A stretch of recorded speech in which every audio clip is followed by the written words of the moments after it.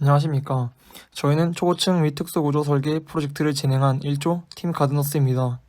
저희는 튜블러 시스템을 이용하여 캘리포니아 플라워라는 초고층 빌딩을 설계해 보았습니다. 다음은 저희가 발표할 목차에 대해 설명하겠습니다. 첫째, 모티브가 된 건물과 튜블러 시스템을 선택한 이유. 둘째, 설계할 건물의 높이나 용적 등의 세부 정보. 셋째, 마이다스 모델링 과정. 넷째, 이 해석의 결과를 분석. 마지막으로 분석을 통해 내린 결론과 진행하면서 느낀 점들에 대해 설명하겠습니다. 첫 번째로 모티브가 된 건물과 튜블러 구조 선정 이유에 대해 발표하겠습니다. 저희 팀명은 가드너스입니다. 가드너스는 캘리포니아 플라워라는 초고층 빌딩을 설계하는 저희의 모습을 꽃을 가꾸는 정원사에 비유하였습니다. 저희 조는 홍원기 교수님의 지도하에 모욕팀과 마이다스 팀으로 나누어 프로젝트를 진행하였습니다. 튜블러 구조는 개구부가 최소화된 건물의 외곽 구조가 수평화 중의 대부분을 정하게 하는, 즉 건물 전체가 지상으로부터 솟은 속이 빈 상자형 캔틸레버 보인 튜브와 같이 거동하게 함으로써 건물의 전체 폭이 수평화 중에 대하여 유효폭이 되어 구조물의 힘 광성을 최대한 구조 방식입니다. 이러한 튜블러 구조의 특징은 다른 초고층 구조들에 비해 단위 면적당 사용되는 구조 재료의 양이 적어 경제적입니다. 저희 조는 묶음 튜블러 구조를 채택하였습니다. 묶음 튜블러 구조는 골조형 튜블러 구조의 전단 변형을 최소화하기 위해 구조 평면 중간 부분에 횡력과 평행한 방향으로 몇 개의 튜브 구조체를 넣어 횡력을 지지하는 구조 방식입니다. 번딜 튜브 시스템의 장점은 층당 넓은 바닥 면적을 가지는 초고층 건물에서는 외주부의 기둥수가 전체 기둥수에 비하여 상당히 적으므로 이런 건물에서는 단일 골조형 튜블러 구조 방식을 적용할 경우 내부 기둥의 수평화중에 대한 참여도가 없어 내부 기둥의 효율성이 상실됩니다. 이때 묶음 튜블러 구조는 내부 기둥을 횡력 저항 요소로 이용할 수 있기 때문에 구조적으로 효율성이 좋습니다. 또 내부 다이아프램은 거대한 수직 캔틸레버 보의 웹처럼 작용하여 전당력을 저항하기 때문에 전단 지형 현상을 최소화하며 힘에 대한 강성 또한 증가시킬 수 있는 것이 특징입니다. 다음은 저희가 참고한 대표적인 번들 튜브 구조인 윌스 타워입니다. 저희가 설계한 캘리포니아 플라워는 캘리포니아 LA 도심에 위치한 국제무역 빌딩으로 육각형 7개가 모인 튜블러 스트럭처입니다. 위에서 봤을 때 꽃의 형상을 띠고 있어 이 빌딩이 캘리포니아의 랜드마크가 되었으면 하는 마음을 담아 캘리포니아 플라워라는 이름을 붙였습니다. 1층부터 65층까지는 평면이 7개의 육각형으로 이루어져 있는데 66층부터 튜브가 줄어드는 형태로 구성되어 있습니다. 다음으로는 건물의 세부 정보입니다. 부지는 미국 캘리포니아의 LA이며 건물의 높이는 420m로 초고층 건축물입니다. 건물 면적은 4,655.75제곱미터, 연면적은 488만 8,853.75제곱미터입니다. 코드는 미국의 ASCE7을 참고하였으며 건물의 용도는 세계무역센터입니다. 건물의 층수는 지상 105층이고 기둥은 SRC, 프레임은 스틸로 이루어진 구조입니다. 층별 용도는 다음과 같습니다. 1층에서 5층까지는 로비와 쇼핑센터가 자리잡고 있으며 6층부터 65층까지는 사무실, 66층부터 80층까지는 프라이빗 오피스, 101층부터 105층까지는 옵저베이터리와 갤러리가 자리잡고 있습니다. 1층에서 65층과 66층에서 105층의 평면들을 보면 65층을 기준으로 66층부터 튜브의 구조체가 줄어드는 것을 볼 수 있습니다. 기둥의 종류는 4가지로 사이즈와 단면은 다음과 같습니다. C1은 1층에서 30층까지, C2는 31층에서 65층, C3는 66층에서 105층이며 C코어의 위치는 다음과 같습니다. 빔의 종류는 3가지로 사이즈와 단면은 다음과 같습니다. B-in, B-out, B-out 31에서 65의 적용 범위는 다음과 같습니다. 모델링 과정에서 풍하중이나 지진 하중과 같은 동적 하중을 고려하기 전에 구조물 자체의 하중, 자중에 대한 저항성을 가지는 것이 우선이라고 판단하였습니다. 이에 동적 하중을 부과하지 않은 채 모델링을 먼저 진행하였고 충분한 강성을 지녔다는 판단이 섰을 때 동적 하중을 적용하였습니다. 풍하중, 지진하중, 응답 스펙트럼을 적용한 채 SRC 코드와 스틸 코드 체크를 진행하였습니다. 왼쪽에 보이시는 것처럼 모든 부지에서 강성에 문제가 없다는 것을 확인하였습니다. 다음은 마이다스 모델링 과정에 대해 설명하겠습니다. 지면과 맞닿은 부재들은 다음과 같이 핀 지지로 적용하였습니다. 그 외의 부재들 간의 지지는 고정 지지를 하여 안전성을 높였습니다.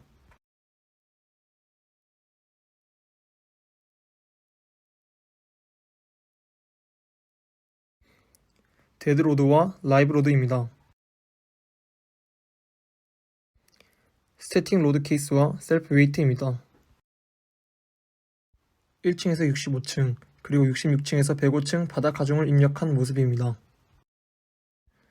왼쪽 사진은 저희의 전체 층수와 높이를 나타낸 스토리 데이터입니다. 그리고 오른쪽 사진들은 저희 건물의 기본적인 설정을 나타낸 사진들입니다. 저희 건물은 스케일 팩터는 1, 댐핑 레이시오는 0.05를, 디자인 스펙트럼은 IBC 2012를 사용했습니다. 장소는 B클래스, 중요도 계수는 1.25, R팩터는 4.0, 최대 주기는 6초로 설정하였습니다. 지진 하중 주기 계산식은 왼쪽과 같은 사진을, 지진 하중 코드는 IBC 2012를 사용하였고, 장소는 B클래스로 설정하였습니다. 또한 TL은 8초, 리스크 카테고리는 3을, 중요도 계수는 1.25로 설정하였습니다.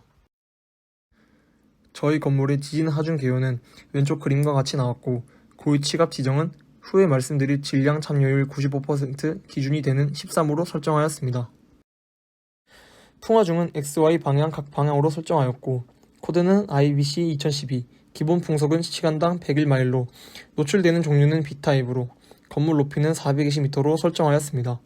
또한 거스트 이펙트 팩터는 오른쪽 아래 사진과 같이 직접 계산해서 대입하였습니다. 각각 풍화중의 XY 방향의 하중 개요입니다. 네 번째로 분석입니다. 저희가 겪은 시행착오 및 발전 과정에 대해 말씀드리겠습니다. 첫 번째 케이스에서는 기둥 간의 간격을 3m와 3.5m의 조합으로 모델링하였습니다. 하지만 부재의 개수가 과도하게 많아져 경제성과 검은축물에 자중 문제가 발생하였습니다. 문제 해결을 위해 두 번째 케이스에서는 기둥 간의 간격을 4m로 조정하였습니다. 하지만 가운데 그림과 같은 프레임의 구조와 전단벽의 조합은 건물 중앙 교차 지점의 휜 모멘트 및 건물의 변이가 허용치를 넘는 값이 측정되었습니다. 재료의 강성을 바꿔도 해결되지 않았고, 이를 통해 구조 설계에 문제가 발생했음을 확인하였습니다. 저희는 홍원기 교수님의 피드백을 바탕으로 케이스 3과 같이 전단벽을 제거하고 프레임의 구조를 변경하였습니다. 앞서 말씀드렸던 사항입니다. 케이스 1과 케이스 3를 비교하였을 때 기둥과 보 모두 부재의 개수가 감소한 것을 확인하실 수 있습니다. 케이스 1과 케이스 2를 비교하였을 때 풍하중에 관한 변이가 최대 약 4m에서 505분의 높이인 0.83m까지 감소하였습니다. 다음은 저희가 계산한 물량 산출표입니다. 지금 보여드리는 페이지에서는 시행착오를 겪은 케이스 1과 케이스 2의 물량 산출표를 나타내는 것입니다. 이번 페이지에서는 저희가 최종 설계한 건물의 물량 산출표입니다. 최종 건물에서는 단위 면적당 0.2712톤의 철근을, 또한 단위 면적당 0.0923 세제곱미터의 콘크리트를 사용했습니다. 다음은 좀 더 가시적으로 물량 산출을 비교한 그래프입니다. 케이스 1, 2와 비교하여 케이스 3에서는 콘크리트 양이 108,470으로 줄어들고 철근은 132,553으로 증가함을 알 수 있습니다. 다음은 총 철근 양을 다른 건물들과 비교해 본 표입니다. 다른 건물에 비해 상대적으로 많은 철근의 양을 사용됐는데 그 이유로 SRC 기둥을 사용하고 모든 부에 형광을 적용했기 때문이라고 볼 수 있습니다. 변이를 분석한 결과입니다. 목표 변이는 500분의 H로 84cm를 목표로 진행했습니다. X방향 변이는 505분의 H 값인 83.2cm, Y방향 변이는 684분의 H 값인 61.4cm로 도출되었습니다. X, Y 방향 모두 목표치 이내로 변이를 잡았습니다. 주기를 분석한 결과입니다. 저희 건물의 주기는 X방향 주기 8.7006224초, Y방향 주기 8.70063초, 목표 주기인 105층의 10분의 1 값인 10.5초 값에 근접하게 도출되도록 했습니다. 모두에 따른 건물의 거동을 정면, 측면, 평면 방향으로 각 X, Y, Z축을 기준으로 나타내었습니다. 먼저 X축을 기준으로 본 모습입니다. Y축을 기준으로 본 모습입니다. Z축을 기준으로 본 모습입니다. XYZ 방향에서의 모습입니다.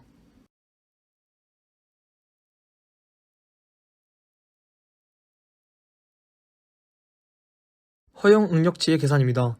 코어부에 위치한 SRC 기둥을 기준으로 계산하였습니다. 마이다스 해석에 의하면 기둥이 받는 축력은 약 44,000kN이었습니다. 수 계산에 의한 기둥의 콘크리트와 철골이 저항할 수 있는 축력은 약 132,000kN입니다. 강도에 대한 하중은 33%로 허용 능력치인 40% 이내로 안전 설계된 것을 확인하였습니다. 다음은 댐핑 레이시오 값에 따른 변이의 변화입니다. 1%와 5%를 비교했을 때 확연히 감소하는 추세임을 알 수 있습니다. 댐핑 레이시오 값에 따른 스케일 팩터의 변화를 나타낸 것입니다. 그래프에서도 알 수 있듯 댐핑 레이시오가 커짐에 따라 스케일 팩터 값이 작아지는 것을 알 수 있습니다. 저희가 겪은 시행착오 및 발전 과정에 대해 말씀드리겠습니다. 첫 번째 케이스에서는 기둥 간의 간격을 3m와 3.5m의 조합으로 모델링하였습니다. 하지만 부재의 개수가 과도하게 많아져 경제성과 검은 축물에 자중 문제가 발생하였습니다. 문제 해결을 위해 두 번째 케이스에서는 기둥 간의 간격을 4m로 조정하였습니다. 하지만 가운데 그림과 같은 프레임의 구조와 전단벽의 조합은 건물 중앙 교차 지점의 휜 모멘트 및 건물의 변이가 허용치를 넘는 값이 측정되었습니다. 재료의 강성을 바꿔도 해결되지 않았고 이를 통해 구조 설계에 문제가 발생했음을 확인하였습니다. 저희는 홍원기 교수님의 피드백을 바탕으로 케이스 3과 같이 전단벽을 제거하고 프레임의 구조를 변경하였습니다. 위의 사진과 같이 프레임이 없을 때와 있을 때 각 기둥이 받는 축력의 차이가 나는 것을 통해 전단 지연 현상을 해소한 것을 알 수 있습니다. 프레임이 없을 때와 있을 때 XY축 변이를 나타내는 그래프입니다. 확실히 프레임이 있을 때 전단 지연 현상이 해소되어 변이가 작아짐을 알 수 있습니다. 다음은 결론과 소감입니다. 저희 조는 튜블러 시스템을 이용해 미학적인 디자인과 구조적 안정성을 동시에 잡고자 하였습니다. 실제로 마이다스 모델링을 해보니 초고층 건물의 자중과 풍하중에 의한 변이는 예상 범위 밖이었습니다. 처음에는 하중을 견디게 하기 위해 재료의 강도를 변형하며 해결해 보려 했습니다. 하지만 홍원기 교수님의 구조적 피드백을 바탕으로 재료의 강도에 문제가 아님을 발견할 수 있었습니다. 구조 자체에 변화를 주어 오류들을 잡아보며 튜블러 시스템에서 프레임 구조와 튜블러 구조의 근본적인 구조에 대해 다시 생각해보게 되었습니다. 수업을 수강하기 전에는 초고층 건물에 대한 막연한 느낌이 있었으나 수업을 수강하면서 풍하중과 지진하중이 건물에 적용하는 이론적인 부분과 마이다스 해석을 통해 설계에 적용하는 방법을 배울 수 있었습니다. 그리고 변이 주기가 초고층 건물의 안전성을 판단하는 중요한 척도가 된다는 사실을 배울 수 있었습니다. 뿐만 아니라 구조적인 안전성과 동시에 심미적인 측면을 고려하는 과정에서 홍원기 교수님의 피드백을 받으며 전체적인 틀은 그대로 유지하되 더욱더 구조적으로 안전적으로 설계할 수 있는 방법을 깨우친 것 같습니다. 이 과정이 물론 어려웠지만 구조라는 분야에 대해 조금 더 알게 된 것 같아 뿌듯함을 느끼고 있습니다. 홍원기 교수님, 중간까지 저희를 열정적으로 지도해 주셔서 정말 감사합니다. 이번 프로젝트를 통해 각 조원이 느낀 점은 다음과 같습니다. 강원우 학우분께서는 초고층 설계를 하면서 지진 하중과 풍하중이 건물에 어떻게 적용되는지, 그리고 초고층 건물에서는 풍하중이 더 치명적으로 작용해 변이를 잡는 것이 중요하다는 사실을 깨닫게 되었다고 하셨습니다. 김지연 학우분께서는 구조적 안정성과 함께 창의성을 고려하는 과정에서 사각형이 아닌 육각형의 구조로 튜블러를 실현하고자 하였고, 이전에 없었던 구조로 설계한다는 점에서 도전의식이 불타올랐다고 하셨습니다. 김혜은 학우분께서는 이번 프로젝트를 통해 초고층 건물에서 변이와 주기가 안정성을 판단하는 척도임을 알 수 있었다고 하시면서 이때 특히 변이의 중요성을 깨닫고 기준을 만족시키기 위한 방법을 알 수 있었다고 하셨습니다. 동은수 학우분께서는 선례가 없던 구조라서 시행착오를 많이 겪었는데 교수님의 피드백을 통해 방향성을 잡을 수 있었다고 하시고, 이런 과정에서 구조의 안정성과 신미성을 적절히 고려하는 방법에 대해 알 수 있었다고 하셨습니다. 박지연 학우분께서는 초고층 구조가 다른 구조에 비해 많이 어려울 줄 알았는데 이번 수업을 통해 겁을 먹었던 만큼 어렵지 않고 오히려 흥미를 느끼게 되었다고 하셨습니다. 서원재 학우분께서는 초고층 건물을 설계하면서 건물의 하중이 어떻게 작용하는지, 그리고 이를 마이다스 프로그램을 통해 어떻게 해석하는지 실무적인 내용을 배울 수 있어 좋았다고 하셨습니다. 이상 발표를 마치겠습니다. 감사합니다.